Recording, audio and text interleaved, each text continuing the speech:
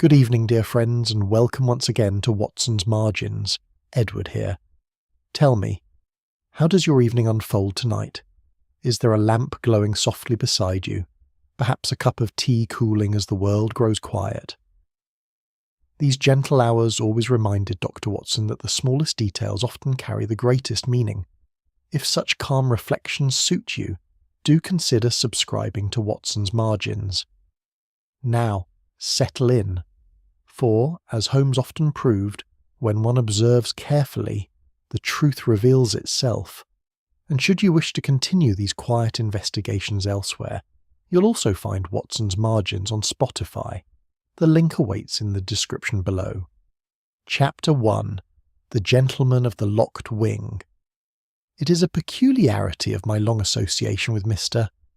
Sherlock Holmes that the cases which have most tested his singular faculties have arrived not in the breathless manner of sensation novels, with telegrams dashed off at midnight, or constables hammering upon our door in the small hours, but rather in the grey, undramatic light of an ordinary afternoon, wrapped in the guise of a perfectly conventional caller.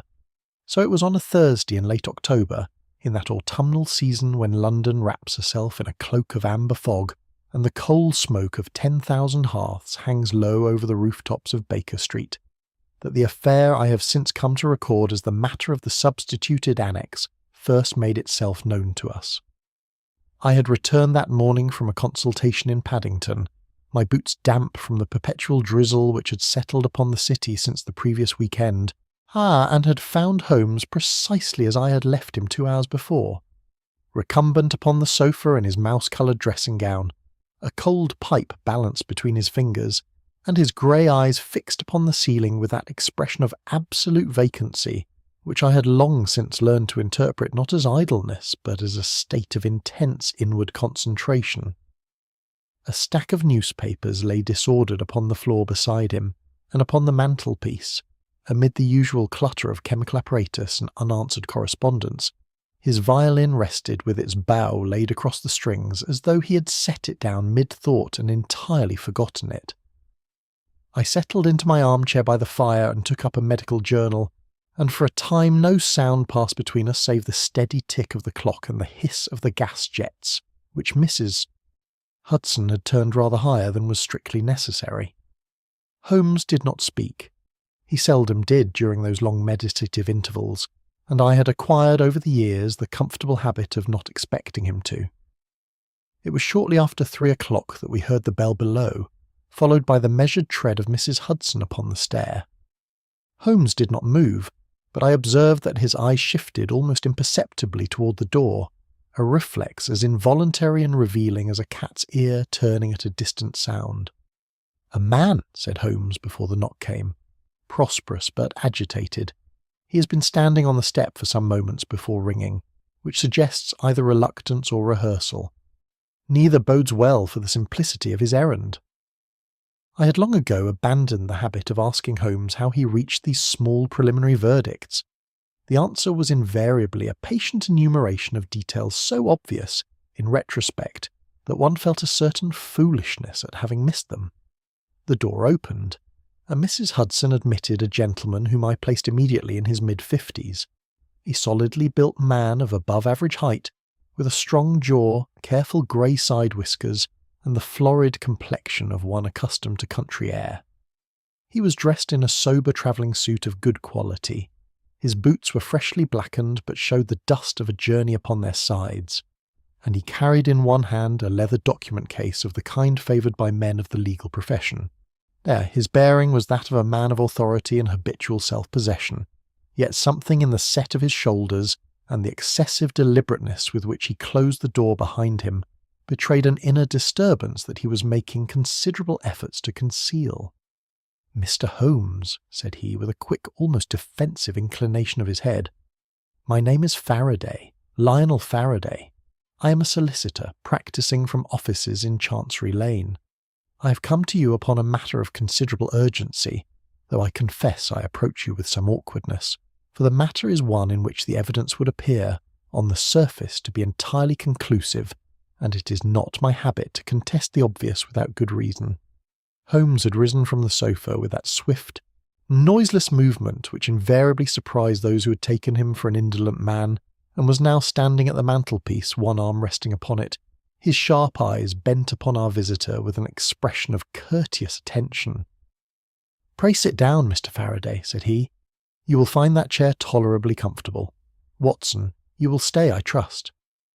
Now then, Mr. Faraday, I perceive that you have come directly from Paddington, that your journey originated somewhere in the home counties, and that whatever distressing event has brought you here occurred, at the earliest, yesterday evening. Beyond that I shall await your account. Please be good enough to omit nothing, however trivial it may seem to you." Faraday seated himself and set his document case across his knees, with the air of a man who draws a small measure of courage from a familiar object. He glanced at me briefly, and Holmes, reading the glance with his customary precision, said simply, "Dr. Watson is my colleague and confidant. You may speak before him as before myself." Faraday cleared his throat and began. He was, he explained, the legal representative and long-standing friend of a retired diplomat named Sir Gregory Meltham, a widower of some 60 years who had, upon his retirement from Her Majesty's Foreign Service some 4 years previously, taken up residence at Ashcombe Hall, a modest but handsome country estate in the hills above the village of Caulfield, some 40 miles to the west of London. Sir Gregory was, and by Faraday's account, a man of regular habits, quiet tastes, and a private disposition, who had latterly devoted his considerable energies to the writing of a memoir of his diplomatic career and to the management of his estate. Some 18 months before the date of Faraday's visit to us, Sir Gregory had undertaken a project of some personal importance to him, the construction of a new annex to the east wing of the hall, designed to provide him with a private library and a study separate from the main domestic life of the house. The annex had been designed and overseen by an architect of good local standing named Arthur Blane, who had, Faraday informed us, executed the work with efficiency and to Sir Gregory's evident satisfaction. It was in this annex on the previous Tuesday evening that Sir Gregory Meltham had been found dead. The circumstances, as Faraday relayed them, were deeply troubling. The annex had been locked from the inside, and when the butler, growing concerned at Sir Gregory's failure to emerge for dinner, had eventually obtained a duplicate key and opened the door, he had found his employer slumped in the chair behind his writing desk, a glass of brandy upon the table beside him, and every sign of death by poisoning written plainly upon his features. The local police surgeon had confirmed this conclusion within the hour. A vial of poison had been subsequently discovered in the coat pocket of Arthur Blane. Blane had been seen by 2 members of the household staff entering the annex shortly before the body was discovered. He had, it appeared, gone to discuss with Sir Gregory a small matter of structural settlement, which he had noticed in his latest inspection of the building. He had remained inside for perhaps 20 minutes and had been seen to leave. The police, led by an inspector from the county constabulary, had formed their view of the matter with what Faraday considered unseemly rapidity. Blane had been questioned, had offered an account of his visit which contained, they felt, several suspicious inconsistencies, and had been detained pending further proceedings. The inspector had told Faraday that morning that he considered the evidence entirely satisfactory, the motive adequately established by virtue of certain financial disputes between Blane and the deceased, and the case, for all practical purposes, closed. "And yet you have come to us," said Holmes quietly. "I have," said Faraday. He pressed his lips together briefly. "I have known Arthur Blane for 11 years. He is not a murderer. And beyond that personal conviction, Mr. Holmes, there is something about the manner in which the evidence has arranged itself that strikes me, as a lawyer of some 30 years' experience, as altogether too neat, too complete, too well ordered." Holmes's eyes had taken on that peculiar light which I knew, after so many years, to indicate the kindling of genuine interest. He said nothing for a moment, but turned to the window and stood looking out at the fog-shrouded street below, with his hands clasped behind him. "You were right to come," he said at last. "Watson, I think we shall want to pack an overnight bag. Mr. Faraday, if you will be good enough to furnish me with the name of the inn nearest to Ashcombe Hall, and to wire ahead to the inspector that we're coming. I believe we shall travel down tomorrow morning on the first train from Paddington." He turned from the window, and there was in his lean face that expression of alert, concentrated purpose which told me, with the certainty of long experience, that whatever comfortable repose the afternoon had promised us, it was now entirely at an end. "The case," he said to me with something that was almost a smile, "presents a certain interest. When evidence accumulates with such obliging thoroughness, Watson, it is generally because someone has worked very hard to arrange it so, and men who work hard to arrange evidence are, in my experience, and seldom innocent of the crime beneath it." I closed my medical journal and reached for my own pipe, watching the familiar light of the chase illuminate my companion's singular features, and reflected, not for the first time, that despite all the inconvenience and occasional danger of my association with Sherlock Holmes, there were few moments in life more vividly alive than those in which a new case spread itself before him, like a map upon a table. Outside, the October fog pressed against the glass, and London went about its indifferent business, entirely unaware that somewhere beyond its borders, in the ordered quiet of an English country estate, a dead diplomat waited to yield his secrets. Chapter 2. Evidence Too Convenient. The morning train from Paddington carried us westward through a landscape that seemed to have drawn its palette entirely from the season's melancholy. Ploughed fields the colour of old rust, hedgerows stripped to their grey bones, and an oyster sky so low and uniform that it pressed upon the hills like a lid. Holmes sat opposite me in the compartment with his long legs stretched before him, and his chin sunk upon his chest, a posture which the uninitiated might have mistaken for drowsiness. I had made that error myself in the early days of our friendship, and had learned the correction sharply enough. He was thinking, and it was not my place to interrupt him. Faraday had arranged for a trap to meet us at the station, and it was shortly before 11 o'clock when we turned through the gates of Ashcombe Hall and followed the gravel drive between lines of copper beeches, whose last leaves clung with desperate tenacity to their branches. The hall itself was a handsome Georgian structure of pale stone, its proportions quiet and assured, its windows dark in the thin morning light. Even from the drive, one could distinguish the newer work at the eastern end. The annex stood slightly apart from the parent building, connected by a short glazed corridor, its stone a shade cleaner, and its lines marginally more angular than the settled elegance of the original house. Inspector Colville of the County Constabulary met us at the front door. He was a broad-shouldered man in his late 40s, with a sandy moustache and the consciously patient expression of a professional who has been prevailed upon to tolerate interference he considers unnecessary. He shook Holmes's hand with perfect correctness, and mine with rather less ceremony, and led us through the hall with the brisk proprietary air of a man on his own ground. "I am happy to show you the annex, Mr. Holmes," said he, as we passed through a handsome morning room and into the glazed corridor that connected the main house to the newer structure, "though I confess I cannot imagine what you will find that we have not already accounted for. The case is, in my professional judgment, complete." "Then it will bear examination," said Holmes pleasantly, "and we shall all be spared any prolonged inconvenience." The annex was, as Faraday had described it, a modest and well-appointed structure. One entered from the glazed corridor into a short passageway, off which opened a small anteroom to the left, and further along the private study where Sir Gregory had been found. The study itself was a generous, well-proportioned room, lit by two tall windows set into the south-facing wall, lined on two sides by bookshelves, and furnished with a large writing desk, a pair of leather reading chairs, and side table upon which still stood the glass of brandy, now secured beneath a square of muslin by order of the police. The smell of the room was close and papery, with beneath it something faintly bitter that I, as a medical man, recognised without difficulty. Holmes moved through the study with that swift, silent, or almost feline thoroughness that I have attempted on many occasions to describe, and never quite managed to convey adequately to the reader who has not witnessed it first hand. He crouched beside the chair in which Sir Gregory had been found, examined the surface of the desk without touching it, held the glass of brandy briefly to the light through its muslin cover, then straightened and turned his attention to the windows. Both were of the sash variety.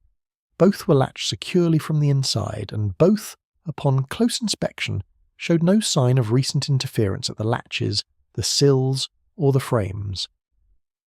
Inspector Colville observed all this with the tolerant composure of a man watching a conjurer perform a trick whose mechanics he believes he already understands. "You will see," said he, "that the windows were untouched. The door to the corridor was locked from inside and required the duplicate key to open. There is no other entrance to the study, or indeed to the annex as a whole.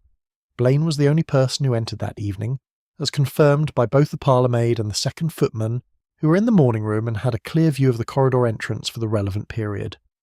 "Quite so," said Holmes, without looking up from the skirting board along the interior wall. Colville proceeded to lay out the case against Blane with the methodical satisfaction of a man who has arranged a substantial collection and wishes to demonstrate its completeness. The financial disputes were, he explained, a matter of record. Sir Gregory had contested Blane's final account for the annex construction, and withholding a sum which Blane maintained he was owed for additional structural work ordered during the course of the project. The dispute had not been resolved at the time of Sir Gregory's death, and had by all accounts grown increasingly acrimonious over the preceding months. The poison itself had been identified by the police surgeon as a compound used in the preservation and treatment of structural timbers, a substance which would be, the inspector observed with meaningful emphasis, entirely familiar to an architect who worked extensively with older buildings. Traces of the same compound had been found in the glass of brandy. The vial discovered in Blane's coat pocket, though Blane denied all knowledge of it, bore traces of the same substance. Blane's fingerprints had been found upon the glass. "He claims," said Colville, "that he touched the glass when he entered the study, because Sir Gregory offered him a brandy which he declined. That is his explanation of the fingerprints. As for the vial, he says he has no idea how it came to be in his pocket." The inspector's tone made his opinion of these protestations entirely clear. I watched Holmes during this recitation. He had come to rest by the door to the anteroom, leaning against the frame with his arms folded, his gaze roving the room with a slow, systematic quality, touching each object in turn as though cataloguing them behind his closed expression. When Colville finished, Holmes nodded once, and the ghost of a remark seemed to pass across his face before he suppressed it. "I should like to speak with Blane," said he. "He's being held in Caulfield at the station. I can arrange it for this afternoon." "Excellent. And I should also like, if you have no objection, to examine the original building plans for the annex." Colville spread his hands in easy acquiescence. "Faraday can furnish those. Copies are held by the county council as well, filed at the time the construction was approved. I cannot see their relevance, but you are welcome to them." "I dare say," said Holmes mildly. He had crossed now to the southern wall and was standing between the two windows, his gaze directed not outward into the grey garden but downward, at the floor, as though the polished boards might yield him something that the room's more obvious features had declined to offer. He stood there for a long moment in silence. Then he said, quietly, and to nobody in particular, "When evidence lines itself too politely, it often conceals an impertinence." Colville glanced at me with an expression which was not quite a smile. I returned nothing, being long accustomed to remarks of that nature and their consequences. Holmes said nothing further, but turned and walked back through the anteroom toward the corridor, pausing at the threshold to look once more at the proportions of the passage, measuring it, I thought, with his eye in the absent way of a man checking a half-formed calculation. As we emerged into the glazed corridor and the thin autumn light fell upon Holmes's face, I caught in his expression something which I had observed many times before and always found quietly significant. Not satisfaction, precisely, nor yet excitement, but a kind of careful alertness, as though a needle had shifted in some internal compass, and he was holding very still so as not to disturb its reading. He said nothing to me as we followed Inspector Colville back toward the house, and I knew better than to ask. Chapter 3. The Architecture of Assumption. Luncheon was provided for us at the hall by Mrs. Partridge, the housekeeper, a composed and capable woman who appeared to regard the presence of the police, the death of her employer, and the arrival of a consulting detective from London as successive inconveniences to be managed with equal practicality. She set cold meats and bread before us in the small dining room, informed us that the blueprints had been retrieved from Mr. Faraday's document case and laid out upon the library table, and withdrew with the quiet efficiency of a person who knows that the best service she can render under unusual circumstances is to remain unobtrusive. Faraday lunched with us, though he ate little, and Colville excused himself to attend to business in the village. When the inspector had gone, Holmes set down his knife and fork with an air of decision, wiped his mouth with a cloth, and said, without preamble, "Tell me, Faraday, who amongst the household was in the habit of using the annex regularly?" Faraday considered. "Sir Gregory alone, as a matter of daily practice. He breakfasted in the house, spent the greater part of his mornings in the annex at his writing, returned for luncheon, and again for dinner. The staff entered to clean, naturally. Mrs. Partridge kept the key to the cleaning cupboard built into the anteroom. And Blane came occasionally, as the annex had shown certain minor structural irregularities since its completion, which Sir Gregory was not entirely satisfied with. There was friction between them over that as well. Was there not, beyond the matter of the outstanding account? There was, Faraday admitted. Sir Gregory felt that certain settling cracks in the interior wall were evidence of inferior workmanship. Blane maintained they were the ordinary consequence of new construction, and would stabilise in time. It had become a secondary grievance between them. Holmes absorbed this without comment, and we moved presently to the library, where the blueprints had been spread flat and weighted at their corners with a pair of brass bookends. They were large sheets of draftsman's paper, precise and clean, bearing in one corner the stamp of the county surveyor's office, and in another the signature of Arthur Blane. Holmes bent over them with a magnifying lens, moving it slowly across the floor plan of the annex with the systematic patience he brought to everything that genuinely engaged him. I stood beside him and looked at the drawings as best I could, though my architectural knowledge is confined to the merely practical. The annex, as represented on the blueprint, was a simple enough structure. One entered through the glazed corridor from the main house, proceeded along a short interior passage from which the anteroom opened to the left, and arrived at last at the study, which occupied the full width of the building's eastern end. A cleaning cupboard was marked in the passage. Even the two south-facing windows of the study were precisely indicated. The overall dimensions of the structure were noted in careful figures along each elevation. Holmes straightened at last and tapped the plan with one finger. The study, according to this drawing, measures 22 feet from east to west. Does it? I leaned over the sheet. The figure was there, plainly marked. Let us go and measure it. We returned to the annex with a carpenter's tape that Holmes had requested from the groundsman, and I held one end against the eastern wall of the study while Holmes drew the tape to the western. He read the figure, folded the tape, and said nothing. Then he crossed to the passage and measured its length, the width of the anteroom, and finally the total exterior length of the annex building as accessed from the glazed corridor to the outer eastern wall. The arithmetic was not complicated, and even before Holmes had finished, I had begun to suspect the result. "Well, Watson," said he, coiling the tape with unhurried hands, "the interior measurements account for less than the exterior," said he, "by approximately 4 feet. He glanced at the wall between the passage and the study, the interior wall that divided the annex longitudinally. Not an enormous discrepancy, sufficient nonetheless to accommodate a man standing upright, provided the space was slightly wider than 4 feet, which, if we allow for the outer wall's thickness on both sides, it may well be. I looked at the wall. It was plastered white and perfectly smooth, entirely unremarkable in every visual respect.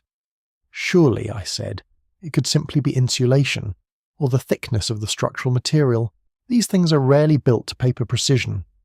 They are not, Holmes agreed, and that is precisely the assumption upon which any competent deceiver would rely.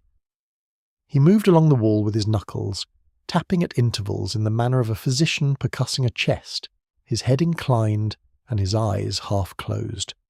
At most points the sound was the flat, dense report of solid construction. At one section, however, some 5 feet in length and roughly centred within the passage, the tone shifted, shallower and faintly hollow, though so subtly that I am certain I would not have noticed it had I not been listening with deliberate attention. Holmes stopped.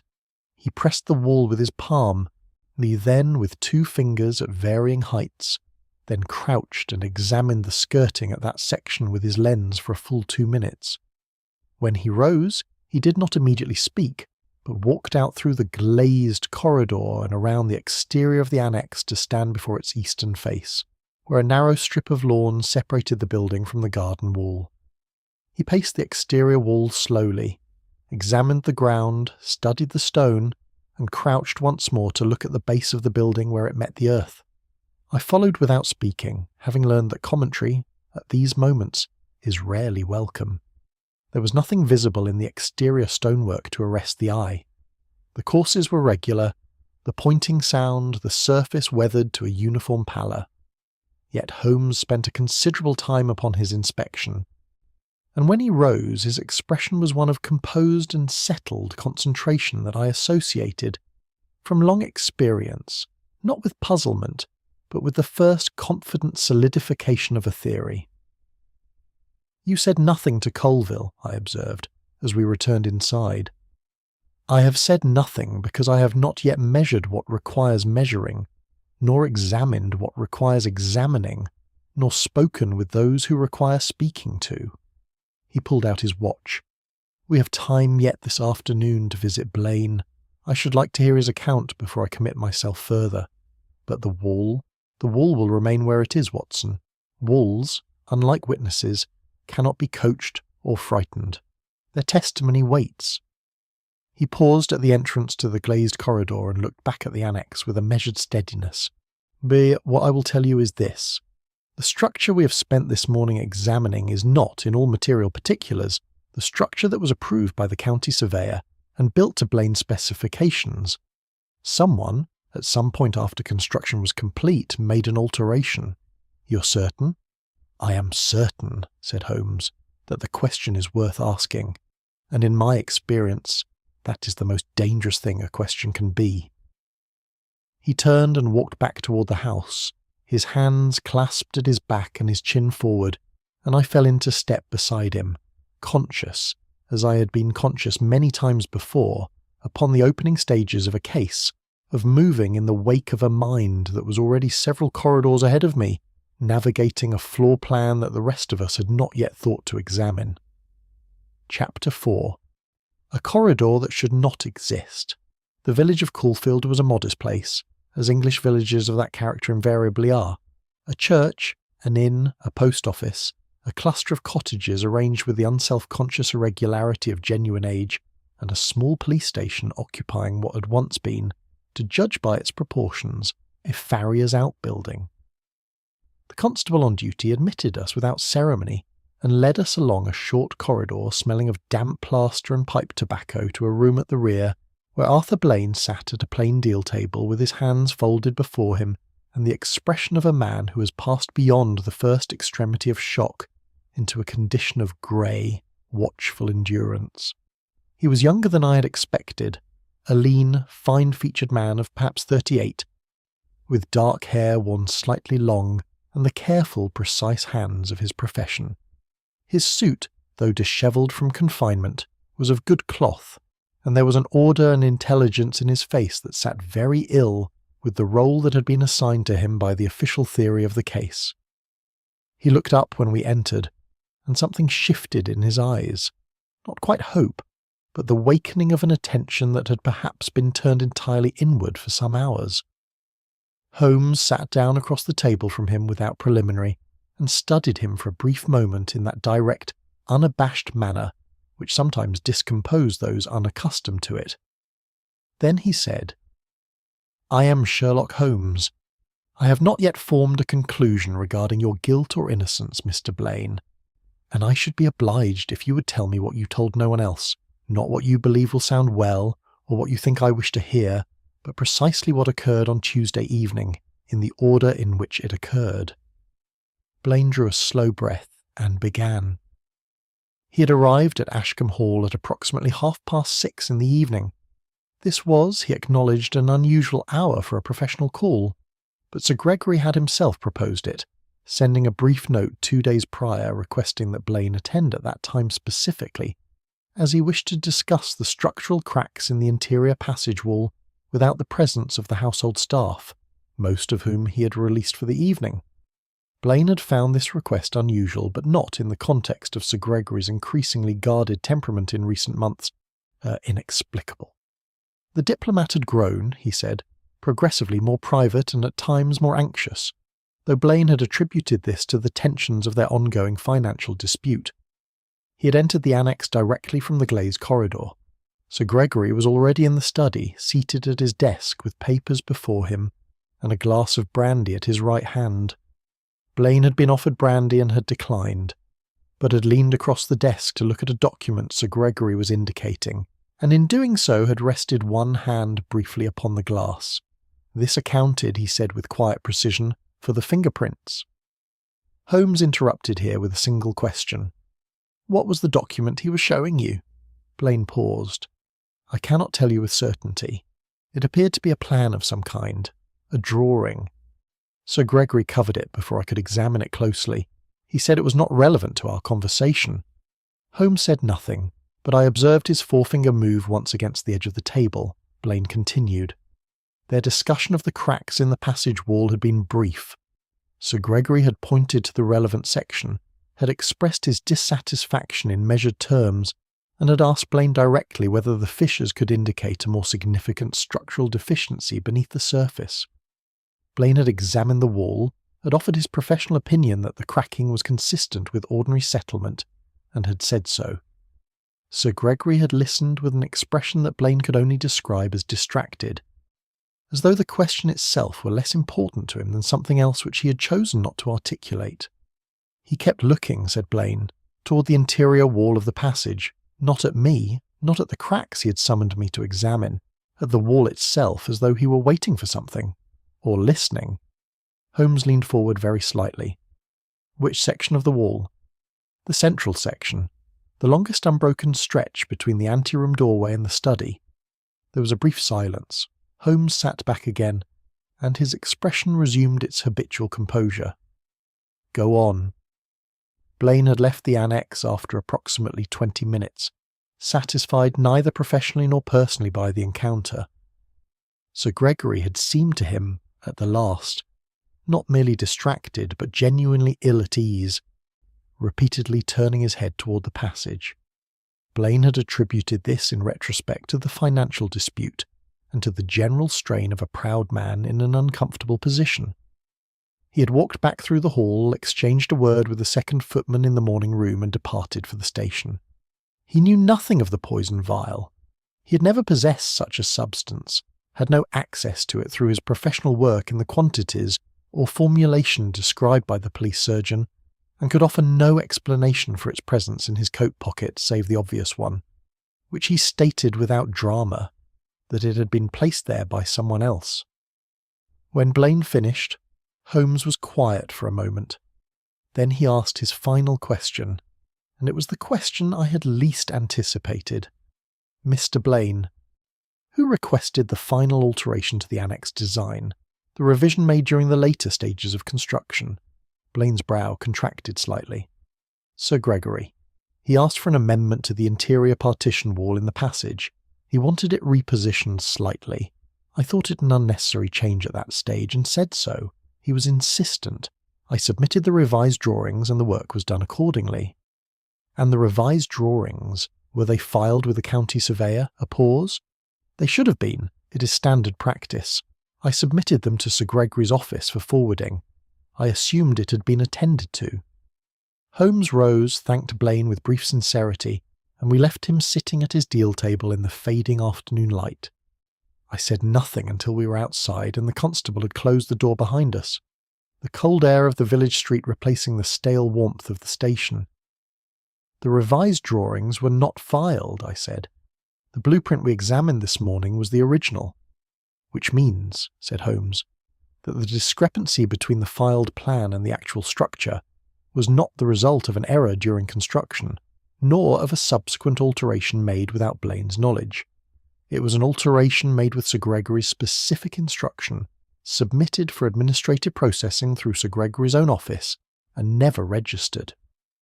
He concealed the change deliberately. He did.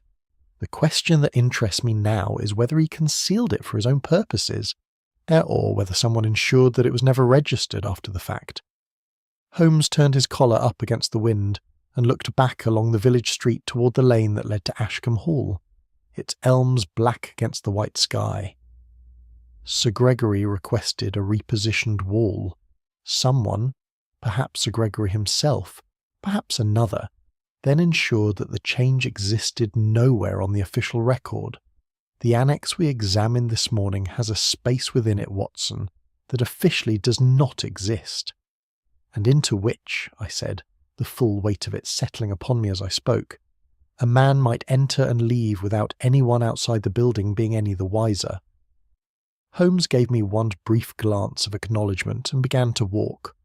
The afternoon was closing in around us, the light already retreating to the horizon, and the fields on either side of the lane lay flat and colourless in the dusk. There was much still to be understood, and the evidence against Blane had not diminished. But the case had developed, in the space of a single afternoon, from a simple closed room into something rather more intricate, and I confess that the old familiar quickening of interest was upon me as we walked, despite the cold, and despite the gravity of what we were beginning to suspect. Holmes said nothing further until we reached the gates of the hall. Then, almost to himself, he murmured, "The inspector believes the annex sealed this case. He may find in time that it opens it." Chapter 5. Witnesses and Words.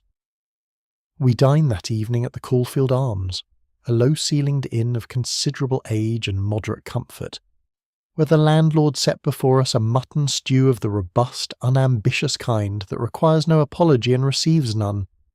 Holmes ate sparingly, as was his custom when engaged upon a problem, and spoke very little during the meal itself, confining himself to occasional requests to pass the salt or refill his water-glass.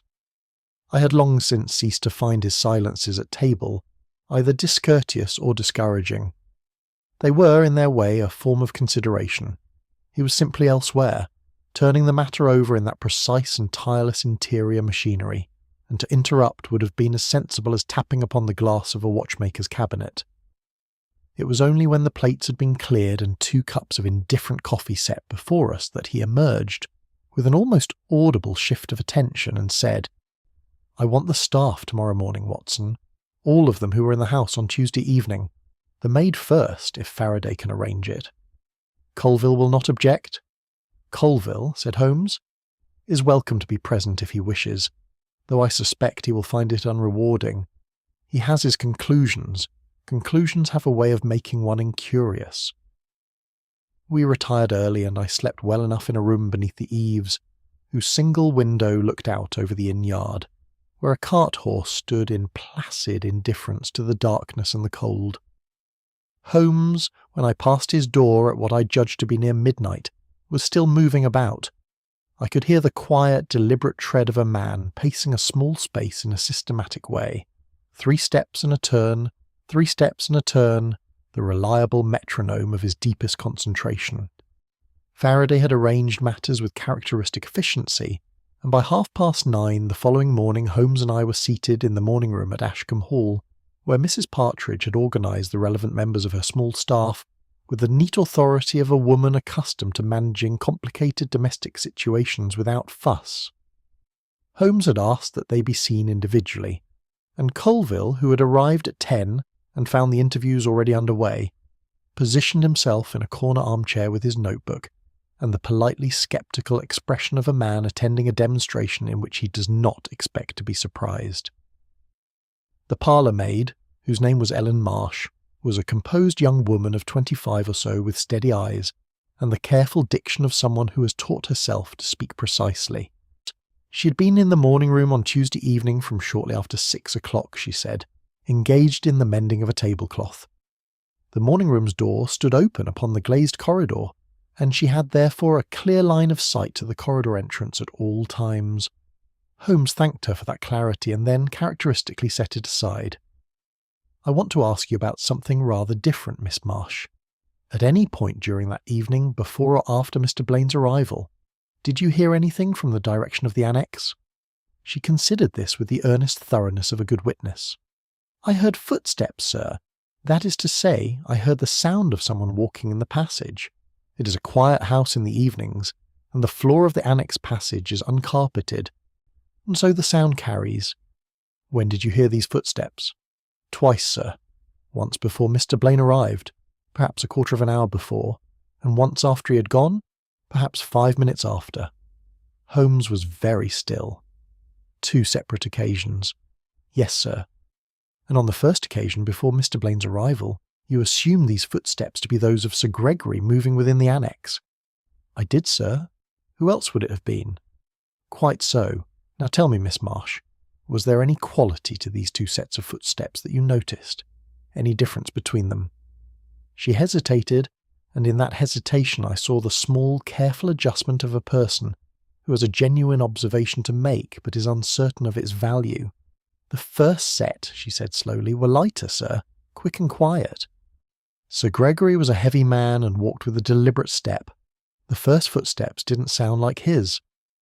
Holmes received this without any alteration of expression, and moved smoothly to another matter entirely, asking her several inconsequential questions about the household routine which I understood were designed to prevent her from appreciating the significance of what she had just said. When she had gone, Colville looked up from his notebook with the mildest flicker of interest, as a man might glance up at a cloud which he does not yet consider threatening.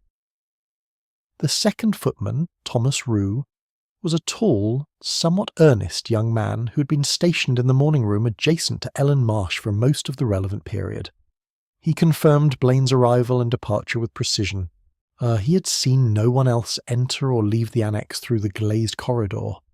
Holmes accepted this and then said in a tone of mild conversational interest, "When you say no one else entered, you mean, of course, no one entered from the house."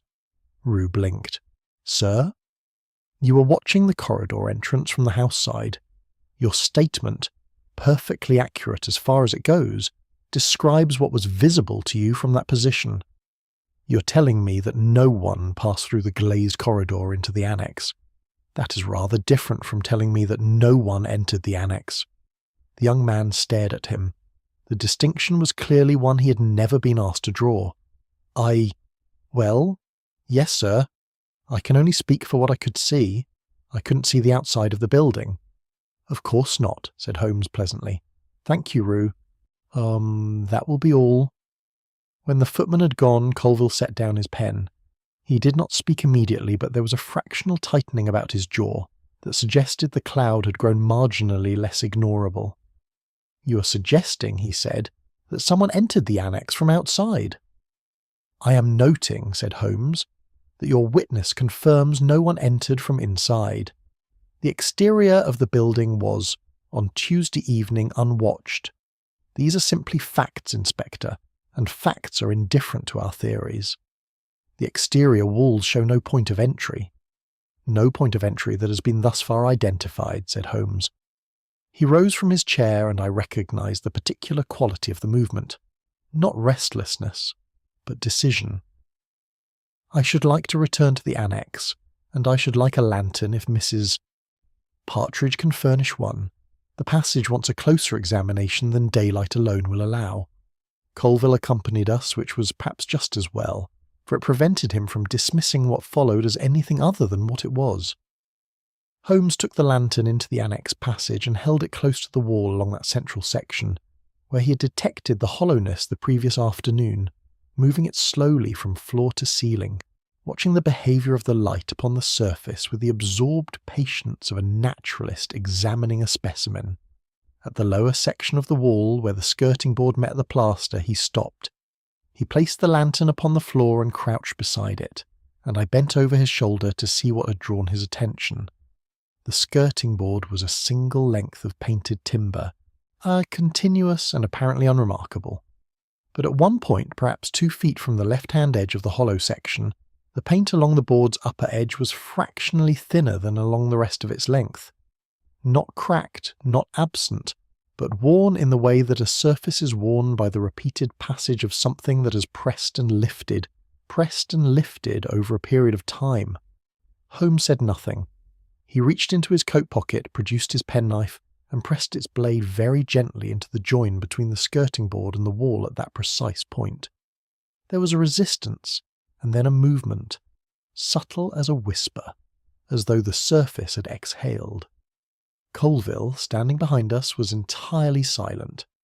Holmes looked up at me over his shoulder, and in the lamplight his grey eyes held an expression I had seen a dozen times before, and never quite accustomed myself to.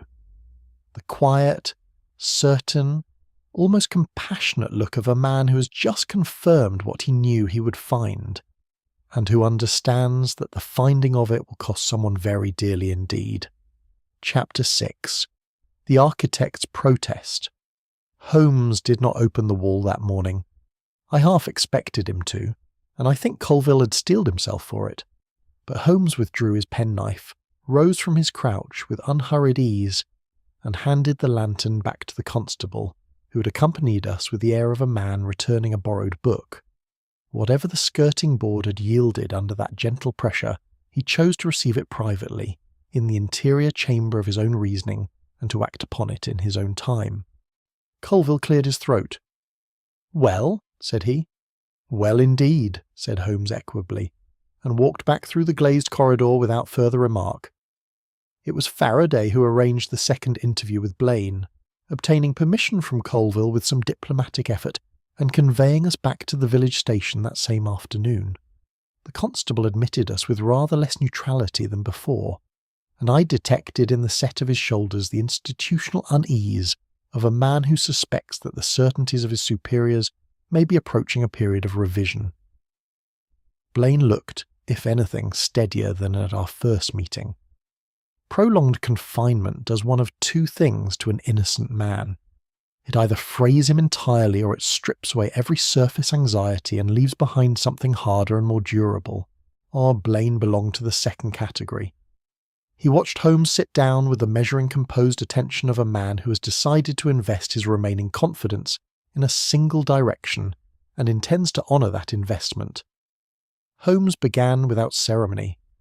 "I want to return to your final alteration of the Annex plans, Mr. Blane. Sir Gregory requested a repositioning of the interior partition wall in the passage. Can you describe for me precisely what that alteration entailed?" Blane's hands, flat upon the table, did not move. The original plan placed the partition wall some 4 feet further east than the final structure. Sir Gregory requested it moved westward. The effect was to create a slightly wider passage and a correspondingly reduced depth to the anteroom. "Or," said Holmes, "to create a space between the repositioned partition wall and the original exterior stonework of the eastern face." Blane looked at him steadily. "That would follow, geometrically. You raised no objection to this alteration beyond the practical inconvenience of making it at a late stage of construction." I noted it was unusual. A corridor wall is not typically repositioned on a client's aesthetic preference once the structural work is advanced. Sir Gregory was not a man who welcomed questions once he had formed a view. I noted my objection in correspondence. He confirmed the instruction in writing, and I proceeded. He paused. I assumed he had reasons of his own. Clients frequently do. "And the concealed access, the mechanism within the skirting board. Did you design that?"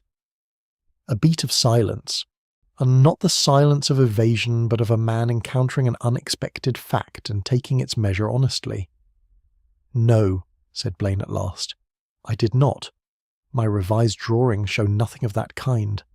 The repositioned wall is a plain plastered partition. Whatever mechanism exists within it was not part of any specification I received or executed." Holmes was quiet for a moment. He turned his pencil end over end between his fingers, a habit I had observed in him only when the structure of a problem was rearranging itself into its final form. "When you entered the study on Tuesday evening," he said, and observed that Sir Gregory was nervous, glancing repeatedly toward the passage wall, "was there any sound? Anything at all that you recall from outside the ordinary?" Blane's brow drew together. "There was the wind," he said, "in the garden. It had risen sharply that afternoon, and at one point I thought I heard from the direction of the passage the faintest movement, as of someone shifting their weight. But the house is not entirely silent even in the evenings. There are pipes, timber contracting in the cold, any number of explanations, and I thought nothing of it at the time." "Of course," said Holmes. He made a single note. "One further matter. You described a document on Sir Gregory's desk, a drawing or plan of some kind, which he covered before you could examine it. How large was this document?" "Perhaps the size of a folded newspaper. Sir Gregory covered it with a blank sheet and placed his hand upon it." "And its character, in the brief moment you saw it, was that of an architectural drawing or something else?" Blane considered. "It was hand-drawn rather than drafted. Not a professional plan. Closer to a sketch, though a careful one. I could see ruled lines and what appeared to be measurements written in ink, but I saw it for no more than a second or two." Holmes thanked him, and we rose to leave. At the door, Holmes paused and turned back as though a secondary thought had struck him, a gesture I knew to be thoroughly deliberate. "You mentioned that Sir Gregory submitted your revised drawings to his own office for forwarding to the county surveyor. Who, specifically, in his office handled that administrative business?" Blane thought for a moment. "His solicitor managed most of the correspondence relating to the construction. Faraday's office handled the council submissions throughout the project." Holmes held his gaze for precisely 1 second, then nodded pleasantly and walked out. We did not speak until we had passed out of the station and into the lane, where the afternoon had turned grey, and the wind was carrying dead leaves along the gutter in small spiralling processions. I waited. There are moments in Holmes's company when speech feels like an interruption of something more essential, and this was one of them. It was Holmes himself who broke the quiet, and when he did, his voice had that particular flatness, carefully neutral, almost clinical, that he adopted when he had arrived at a conclusion he found not gratifying but troubling. "Faraday's office handled the council submissions," he said. "The revised drawings passed through Faraday's office and were never registered. You think Faraday suppressed them? I think someone did. And the number of persons with the means, the access, and the administrative authority to intercept those drawings between Blane's office and the county surveyor is very small indeed." He walked several paces without speaking. "Sir Gregory designed a hidden space within his annex. His reasons for doing so we may speculate upon, and I have speculated upon them at some length since last night. He was a retired diplomat of 30 years' standing, a man habituated to caution, to private communication, perhaps to the maintenance of confidential records he did not wish to be generally accessible. The hidden space was his own design, his own commission, his own secret." "But the mechanism within the skirting board," I said. "You said Blane did not design it." "Blane did not, which means it was installed after construction was complete, and after Blane's involvement had concluded, and it was installed with sufficient skill and knowledge of the structure to be entirely invisible to casual inspection." Holmes turned his collar against the rising wind. "Sir Gregory created a hidden room. Someone else, subsequently, created a door into it. Those are not the same project, Watson. They are not the same ambition." I absorbed this in silence. The lane curved ahead of us, the hall's chimneys just visible above the tree line, sending up thin streams of smoke into the lowering sky. "He was nervous," I said. "Sir Gregory, when Blane was with him, glancing at the wall. If someone was already inside that concealed passage when Blane arrived." "Then Sir Gregory knew it," said Holmes quietly, "or feared it." which is perhaps the more important question. Did he know who had turned his private sanctuary into someone else's instrument, or was he only beginning, in those final hours, to suspect? He said nothing more, and we walked the remaining distance to the hall in the kind of silence that is not empty but weighted. The silence of two men carrying a thought too serious for casual articulation, through a cold afternoon that seemed to press upon the fields with the heavy, indifferent patience of the season itself. Chapter 7. The Hidden Documents. We found Inspector Colville waiting for us in the library upon our return, and from the particular quality of his composure, that studied stillness of a man holding something back until the appropriate moment, I understood at once that something had occurred in our absence. He was standing before the fireplace with his hands clasped behind him and a sheet of foolscap on the library table, and he regarded Holmes's entrance with the quietly triumphant attention of a chess player who has been waiting several moves to place a piece. "A development," said he by way of greeting. Holmes removed his coat and hat and handed them to the waiting roue, with the unhurried calm of a man who has not yet decided whether a development is welcome. "I suspected there might be," he said. "Pray continue." Colville indicated the document on the table. "The constables made a more thorough search of the study this afternoon. In the lower drawer of Sir Gregory's writing desk beneath a false bottom, they found this." Holmes crossed to the table and examined the document without touching it, bending low over it with his lens. I looked over his shoulder. It was a handwritten will, or rather a revised will, several pages of close formal script bearing Sir Gregory's signature at the foot of each page, and at the end a date some 3 weeks prior to his death, with 2 witness signatures below. The language was that of a legal document, precise and unambiguous, and even my unpractised eye caught the essential provisions readily enough.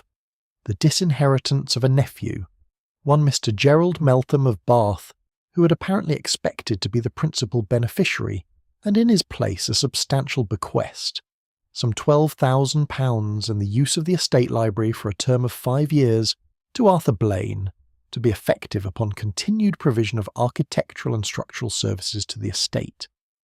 Colville allowed us sufficient time to read it before speaking again. "The motive," said he, "is now rather clearer than it was. Blane knew of this will, knew that Sir Gregory had grown increasingly difficult over the matter of the construction account, and feared that the revision would be reversed. He could not afford to wait." Holmes straightened. He clasped his hands at his back and looked at the document for a moment longer, with an expression I could not precisely read. "Where is Faraday?" he said. "Gone to Caulfield to send telegrams on the estate's behalf. He will return for dinner." "And this revised will? Did Sir Gregory bring it to Faraday's attention? Was Faraday aware of its existence and contents?" Colville's confidence did not visibly waver, but there was a fractional hesitation before he answered. "Faraday says he knew of Sir Gregory's intention to revise the will, but had not yet been formally instructed to prepare new documents. He says Sir Gregory told him only that revisions were contemplated." "Sir Gregory appears to have drafted this himself then, or had it prepared elsewhere?" "It would seem so. Eccentric, perhaps, but not unheard of in a private man.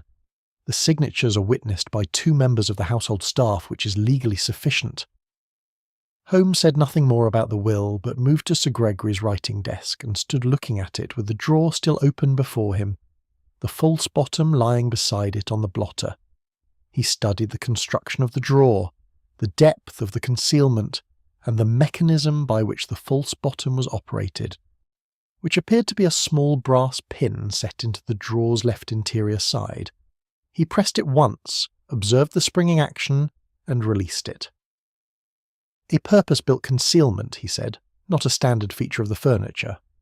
"Bespoke work," I said, examining it. "The woodwork is recent.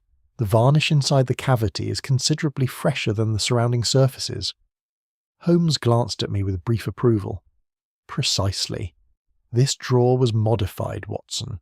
Within the last year, I should say. The same period broadly as the annex construction."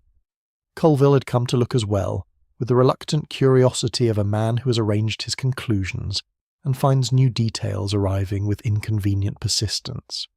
"What of it?" said he. "Sir Gregory was evidently a private man who kept private things private. It says nothing about the will's validity or Blane's guilt." "On the contrary," said Holmes mildly, "it says a very great deal, but perhaps not what you assume." He closed the drawer and moved away from the desk with the air of a man filing a document internally. "I should like to see the will examined by an independent expert in handwriting and legal draftsmanship. Can that be arranged through Faraday's office?" Colville stiffened. "Through Faraday's office?" "Or through any other competent channel you prefer. My point is simply that the document wants examination before it is relied upon as an instrument of motive." The inspector looked at him for a long moment. Whatever thought was moving behind his sandy moustache and careful eyes, he managed it with professional restraint. "I will make inquiries," he said, and gathered the will from the table with the slightly compressed dignity of a man who has not been argued out of his position, but who is aware that the ground beneath it has shifted. He left us in the library, and for a time neither Holmes nor I spoke. The fire had been built up by someone during our absence, and the room was warm and amber, the tall shelves of Sir Gregory's book collection casting long orderly shadows. Holmes moved among them with his hands behind his back, reading spines in the absent way of a man thinking about something else entirely. "You doubt the will," I said. "I doubt everything that arrives at the precise moment it is most useful to someone else's theory." He paused before a run of diplomatic histories and drew one out, examined its spine and replaced it. "Consider the sequence, Watson. The case against Blane is constructed from the financial dispute, his presence in the annex, the fingerprints on the glass, the poison vial in his pocket, and now a will which provides him 12,000 reasons for urgency. Each element arrives cleanly, each supports the last, and together they form a portrait of guilt so complete that a jury might convict on any three of them taken alone. You find it too complete. I find it too authored." He turned from the shelves. "A crime committed in haste and passion leaves ragged evidence. A crime committed in calculation leaves selected evidence.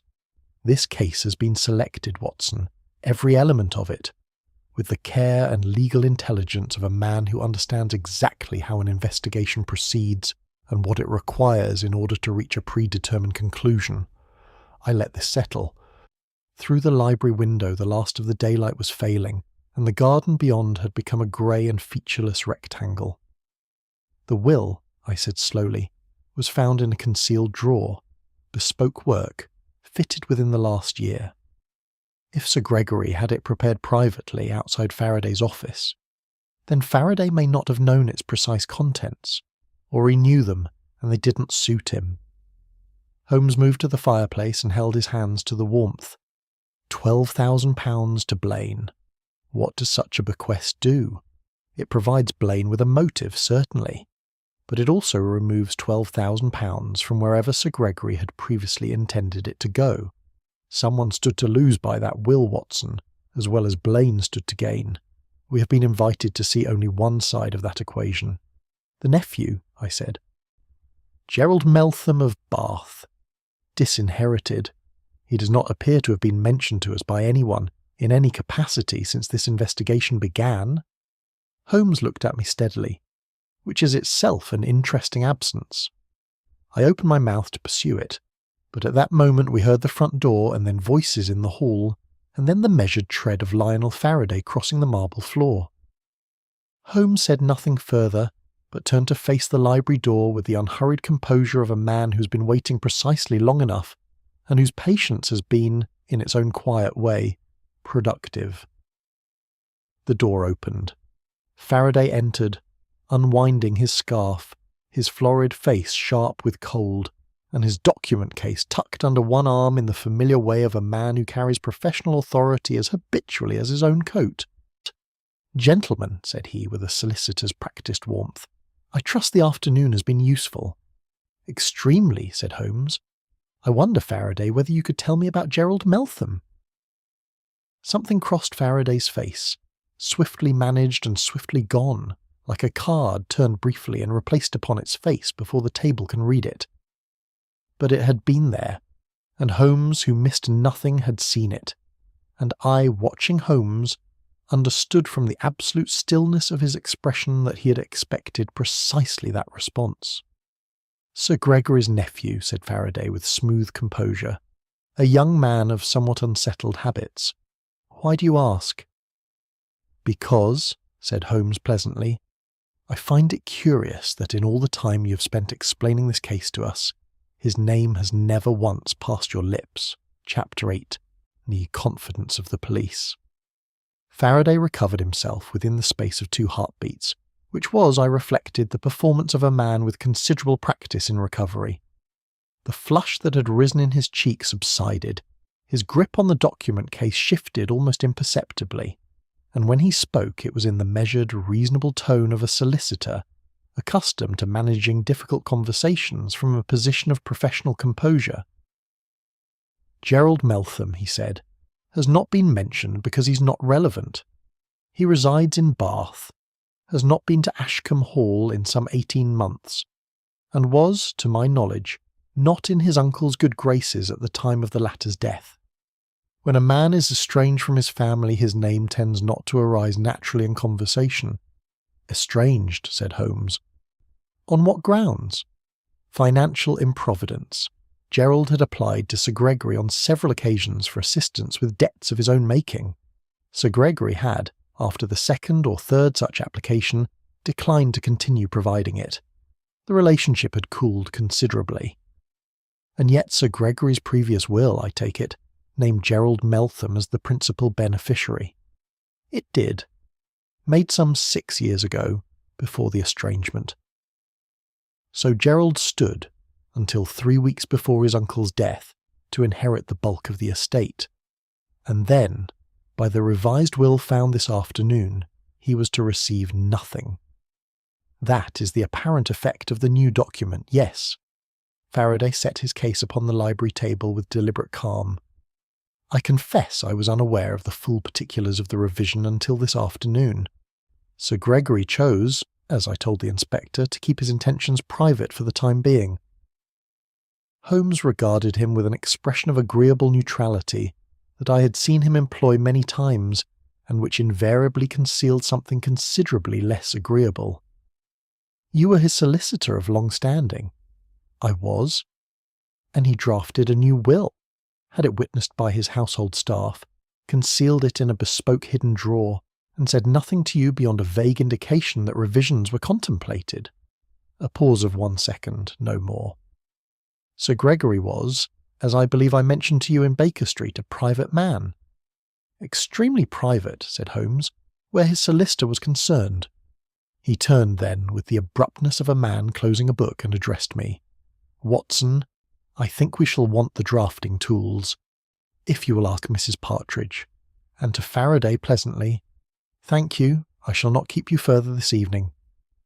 Faraday left the library with the steady tread of a man who declines to be hurried, and Holmes waited until his footsteps had crossed the hall and the sound of a closing door had reached us before he moved to the fire and stood with one arm upon the mantelpiece looking into the coals. I did not ask about the drafting tools, which we did not need, and which I understood to have been a device for ending the conversation. Holmes would explain when he was ready, and not before. He was ready the following morning. Inspector Colville arrived at the hall at 9 o'clock carrying the expression of a man who brings further confirmation of what he already knows. He had received, he told us over coffee in the morning room, Circe, a report from the police laboratory in London regarding the residue found among Blane's drafting instruments. The substance was the same timber preservation compound identified in the brandy glass and the pocket vial, present in traces consistent with handling rather than deliberate application, but damning in Colville's view for all that. Holmes listened to this without interruption, setting down his cup only when Colville had finished. "I should like," said Holmes, "to open the wall." The silence that followed had several constituents. Colville's was the silence of a man genuinely startled. Faraday, who had joined us at the table, was still in the way of a man who has decided that perfect stillness is his safest posture. Mrs. Partridge, refilling the coffee pot at the sideboard, simply stopped what she was doing. "I beg your pardon," said Colville. "The interior partition wall of the annex passage. I wish to remove a section of it. A plaster panel of perhaps 3 feet by 4 at the point of the central hollow section. I can indicate precisely where, and a competent builder can restore it within a day." Colville set both hands flat upon the table in the manner of a man steadying himself. "Mr. Holmes, this is an active investigation, and this property is under no formal restriction beyond your own authority, which is considerable and which I am asking you to exercise. You're welcome to be present, to observe everything, and to draw your own conclusions from what we find." Holmes met his eye with a directness that was not combative but was entirely unyielding. "If I am wrong, you will have lost a plaster panel and an hour of the morning. If I am correct, you will have lost a murderer to his comfortable assumption that the wall will never be opened." Faraday, I noticed, had placed both hands around his coffee cup, as though for warmth, though the room was not cold. Colville looked at Holmes for a long moment. Whatever he saw there, it was evidently sufficient. "Very well," he said. "I will send for the builder from the village." The builder, a phlegmatic Berkshire man named Hooper, who appeared to regard the dismantling of a gentleman's wall with complete professional equanimity, arrived within the hour with a labourer and a canvas bag of tools. Holmes showed him precisely the section to be opened and stood back, and we watched in collective silence as Hooper scored the plaster along its edges with a broad chisel, tapped back the lath beneath, and carefully removed a section of the wall in 3 clean pieces, setting each against the opposite side of the passage, as though it were a perfectly ordinary commission. What was revealed was not a cavity in the crude sense, not a rough void between the timbers, but a constructed space, floored in timber, with its own skirting at the base, its walls plastered on the interior surface, and a height sufficient to accommodate a standing adult without difficulty. The space ran, as Holmes had measured, for approximately 5 feet along the passage wall, and its depth was close to 4 feet.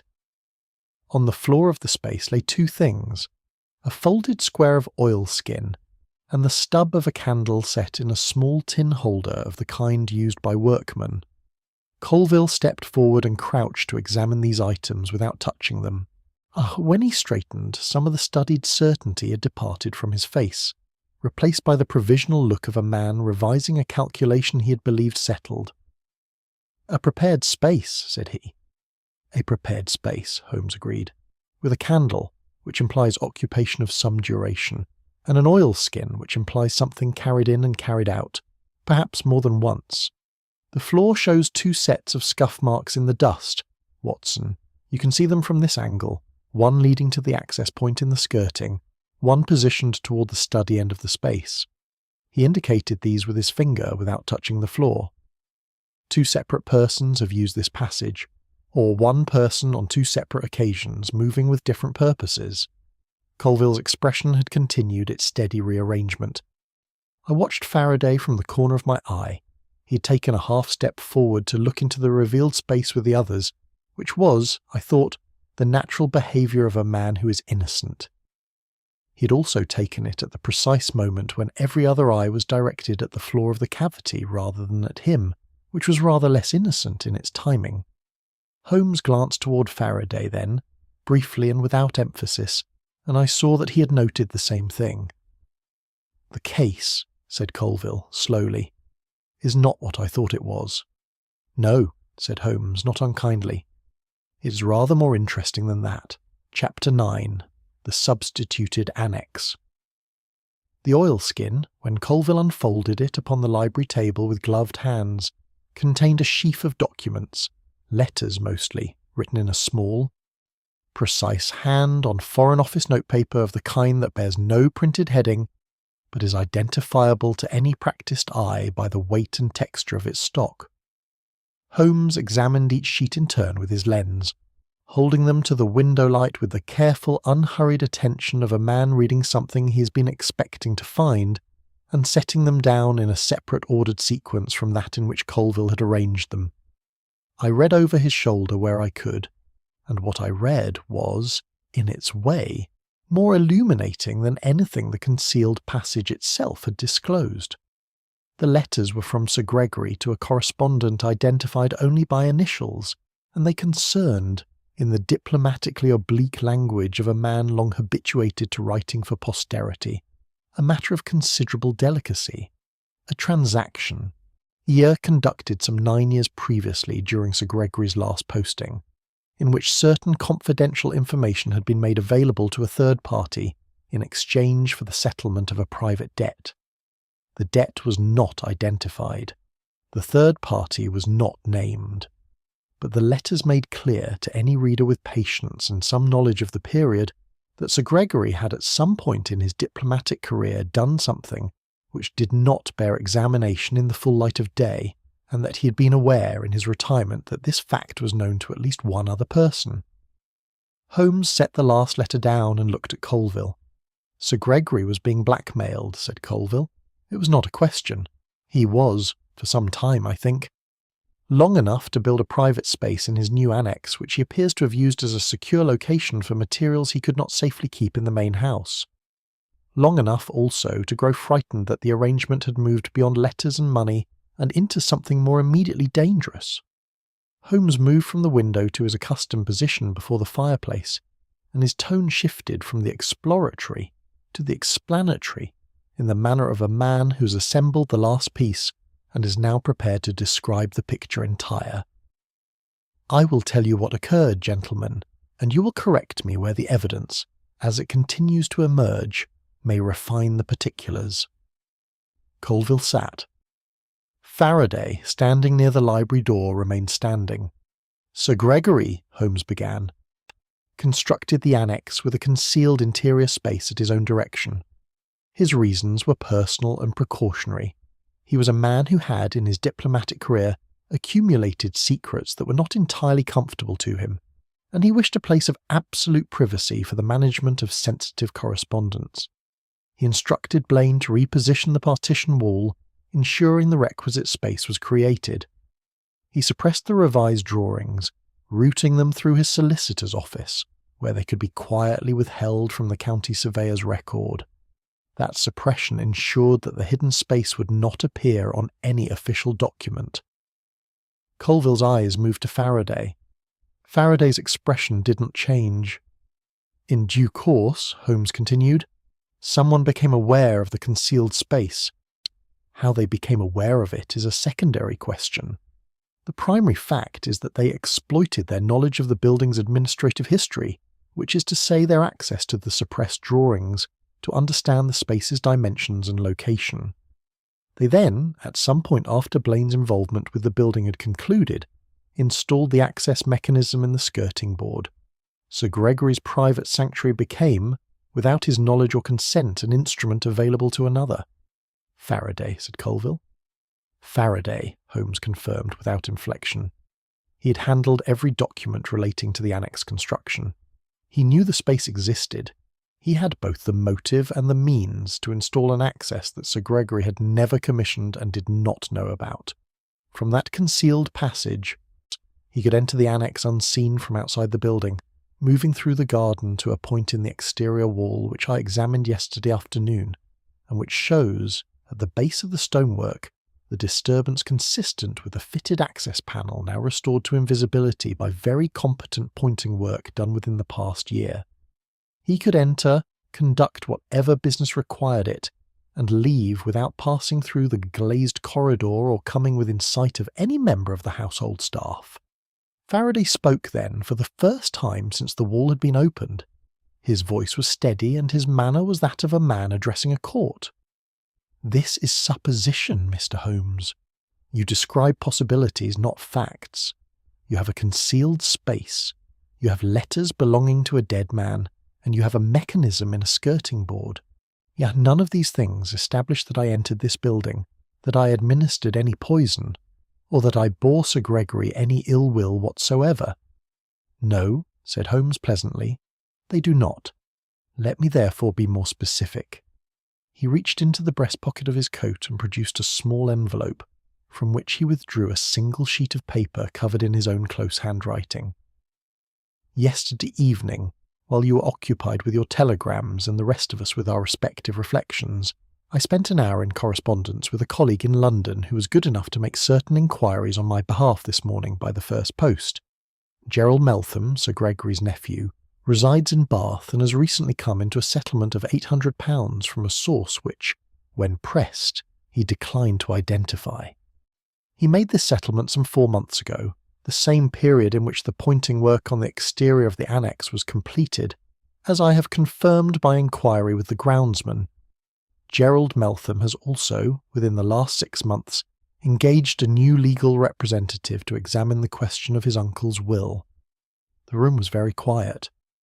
A new legal representative, Holmes continued, because, as Gerald confided to my colleague, his previous representative, Mr. Lionel Faraday, had told him some months ago that his uncle's existing will was unalterable and that he should expect nothing. Faraday had also, it appears, strongly advised Gerald against visiting the hall, suggesting that any contact would further damage the relationship. Gerald believed him. He had no reason not to. And so the man who stood to inherit everything under the original will was kept at a careful distance while arrangements were made, and the original will remained, for as long as Faraday required it to remain, the operative document. Faraday's composure had not broken, but it had altered. The professional warmth was quite gone, and in its place was something older and more stripped, the bare defensive attention of a man calculating the distance between himself and the door. The revised will, I said, the final mechanism falling into place as I spoke, was not Sir Gregory's document at all. It was not, said Holmes. It was forged, with considerable legal skill, and planted in that bespoke drawer which Faraday knew existed because Sir Gregory had at some point, in one of those unguarded moments that attend long professional intimacy, described it to him. The forged will served two purposes simultaneously. It provided Blane with a compelling financial motive for murder, and it ensured that the disinheritance of Gerald Meltham, already managed through Faraday's own counsel, would appear to carry the authority of Sir Gregory's own hand. Colville rose from his chair, and something in the deliberateness of the movement communicated itself to Faraday before any word was spoken. The poison residue among Blane's drafting tools, Holmes said, almost conversationally, as Colville moved around the table, was placed there, I believe, during the brief period on Tuesday evening when Blane's coat and bag were left in the morning room, while he was in the annex with Sir Gregory. Long enough to transfer a vial to the pocket and to contaminate a drawing instrument with a compound Faraday had prepared in advance. Long enough, also, to ensure that when Blane departed, Sir Gregory remained alone in the study to receive, through the concealed passage, a final visitor who introduced the poison into the brandy glass before his arrival, during those quiet minutes when the footman confirmed the annex was empty and unobserved.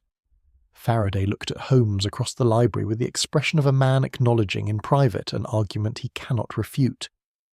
Then he looked at Colville, and whatever further calculation he undertook in that final second, it concluded in stillness and in silence. The entire case, said Holmes to the room rather than to any one of its occupants, depended upon a single assumption, that the annex we observed was the annex that had been built. It was not. It had been built once for a diplomat's private purposes, and built again, invisibly, for a murderer's. Colville's hand was upon Faraday's arm. Faraday did not resist. Outside the library windows, the October garden lay pale and emptied in the thin morning light, and somewhere beyond the tree line the rooks were calling in the high elms, with the dispassionate industry of creatures entirely indifferent to the resolutions of human affairs. Chapter 10. Watson's Reflection. It is a habit of mine, formed over many years of recording these cases, to wait before setting down the final chapter of any investigation. The facts, once established, require no seasoning but the meaning of them, the particular quality of what a case has disclosed about human nature, and the fragile machinery of trust that wants a period of quiet before it can be stated honestly. I write these closing pages some 3 weeks after our return from Ashcombe Hall, in my armchair by the Baker Street fire, with Holmes across from me engaged in some correspondence of his own, and the events of that October morning in the library arranged in my mind with the settled clarity that only distance allows. Lionel Faraday was arrested without incident. He offered no resistance and very little speech, conducting himself throughout the formal proceedings with the composed, almost judicial self-possession of a man who has spent a professional lifetime managing the distress of others and finds, now that the distress is his own, that the professional manner is the only garment that still fits. Colville handled the matter with a thoroughness that, I thought, owed something to the private desire to compensate for the confidence with which he had pursued an entirely innocent man. He was not, I should say, a fool. The evidence against Blane had been genuinely convincing, assembled with the legal intelligence that Holmes had identified from the first as the hallmark of the crime. A less singular mind than Holmes's might have followed it to its intended destination without once looking at the walls. The case against Faraday, as it was subsequently established, rested upon a convergence of material and testimonial evidence that left the defence very little ground upon which to operate. The exterior access panel, when a mason was brought to examine the restored pointing work, was confirmed as recent and purposeful. A section of the eastern wall had been fitted with a mortared stone panel that could be removed and replaced from outside, leaving the surface virtually indistinguishable from the surrounding courses. Faraday's knowledge of the concealed space was established through his own office records, which contained, among the papers relating to the annex construction, a copy of Blane's revised drawings which had never been forwarded to the county surveyor as they ought to have been, but had remained in Faraday's possession. That single document, the retained copy of the drawing showing the repositioned wall, was the keystone of the prosecution's case, for it demonstrated beyond any reasonable contention that Faraday had known the precise dimensions and location of the hidden space before any alteration to the building's access had been made. The forged will was confirmed as such by two independent examiners in legal handwriting, who identified a number of minute but consistent discrepancies between Sir Gregory's authentic signature as it appeared on other documents and the version appended to the revised instrument. The paper was genuine, of the age it purported to be, and the legal language was impeccable. But the hand was not Sir Gregory's, and once that was established, the rest of the document's pretensions collapsed entirely. Holmes had, as he explained to me on the train returning to London, pieced together the essential shape of Faraday's motive some time before. He had gathered sufficient evidence to state it plainly. Faraday had been Sir Gregory's solicitor for nearly 20 years, managing the diplomat's financial affairs throughout his career and into his retirement. In that capacity he had become aware at some point of the transaction that Sir Gregory had described obliquely in those Foreign Office letters, the disclosure of confidential information in exchange for the settlement of a private debt. The private debt had been Faraday's own, a fact that the subsequent investigation was to establish through banking records of the period, an obligation which Sir Gregory had quietly discharged on Faraday's behalf as an act of friendship, and which Faraday had repaid in the fullness of time, with the most profound ingratitude that gratitude can produce. He had been leveraged, said Holmes as the countryside moved past our window in the grey October afternoon, in both directions simultaneously. Sir Gregory held, without ever explicitly exercising it, a knowledge of Faraday's financial history that could have ruined his practice and his reputation, and Faraday held Sir Gregory's secret, which was of an entirely more serious character. It was an equilibrium of mutual exposure, not unlike certain diplomatic arrangements that have maintained the peace between states for decades without ever being acknowledged in writing. The difficulty with such arrangements is that they are inherently unstable. One party's circumstances change, or their nerve changes, and the balance tips. Sir Gregory's revised will tipped it, I said. The revised will, and what preceded it. Sir Gregory had grown uneasy in his retirement, I think. The writing of his memoirs, that long, deliberate excavation of a career's worth of memory, had brought him back into sustained proximity with the decisions he would have preferred to leave buried. He began to order his private affairs with the kind of care that a man exercises when he suspects that his remaining time is shorter than he would wish, or that certain accounts require settling while he still has the authority to settle them. The construction of the annex, the concealed space, the hidden drawer, these were the actions of a man who had decided to be, for perhaps the first time in a long while, honest with himself about his situation. And that honesty, I suspect, included a growing discomfort with Faraday. He kept the revised will from him. He drafted it himself, had it witnessed by servants rather than a solicitor, and concealed it where his legal representative would not naturally look. He was, in his careful, private diplomat's way, beginning to disengage, and Faraday saw it happening, or felt it, which for a man of his particular intelligence amounts to the same thing. I sat with this for a time as the train ran on through the diminishing afternoon. A great deal of human misery, in my experience, originates in the slow deterioration of arrangements that have served their parties adequately for years, right up until the moment when they do not. Faraday had built his security upon a foundation of mutual knowledge, and when that foundation began to shift, he had chosen not to renegotiate but to remove the other party to the arrangement altogether, with the additional refinement of ensuring that the removal would appear to be the work of a third man entirely. It was a plan of considerable intelligence and, had Holmes not been brought into the matter, of considerable effectiveness. Every element had been chosen for its plausibility. The financial dispute with Blane was real. The fingerprints were genuine. The poison compound was genuinely associated with architectural work. And the forged will, that most dangerous of the planted elements, had been executed with the legal precision of a man who had spent 40 years drafting instruments of exactly that kind. Faraday had understood, better than most, that the most persuasive evidence is evidence that contains a kernel of authentic truth, and he had built each element of his construction upon just such a kernel. Arthur Blane was released from custody on the morning following Faraday's arrest, and I am glad to record that he bore his ordeal with a dignity that spoke well of him. He wrote to Holmes a letter of thanks so undemonstrative and so precisely worded that Holmes read it twice, which is for him the equivalent of a considerable compliment to the correspondent. Gerald Meltham, restored to the provisions of his uncle's original will, proved to be rather less the victim of financial improvidence than Faraday had represented him.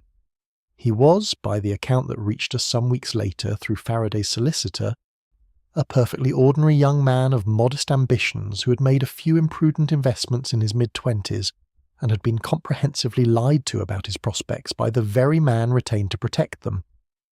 Holmes said very little about the case once we had returned to Baker Street. He is not, by temperament, a man given to retrospective satisfaction, preferring to face the next problem rather than to dwell upon the resolution of the last. But on the evening of our return, when the fire was well established and the fog had settled companionably against the windows, he made one observation that I have recorded here because it seems to me to contain, in a compressed form, everything that the case of the Substituted Annex had demonstrated.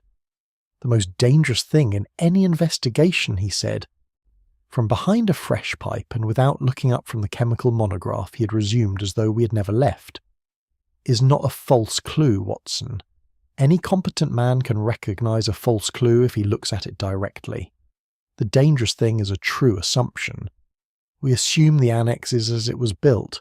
We assume the witness can only have seen what we would have seen in his position. We assume the solicitor's interest runs with the client's. The criminal who understands our assumptions does not need to forge the evidence. He only needs to arrange it within the frame of what we have already, without knowing it, agreed to believe. He turned a page. Outside, London moved about its business in the fog and the lamplight, and I sat for a while in the comfortable silence of the familiar room, with my pen and my notebook and the settled and grateful consciousness of a man who has once again been present at the exercise of something very close to genius, and who has had the good sense, this time at least, to watch where it was looking.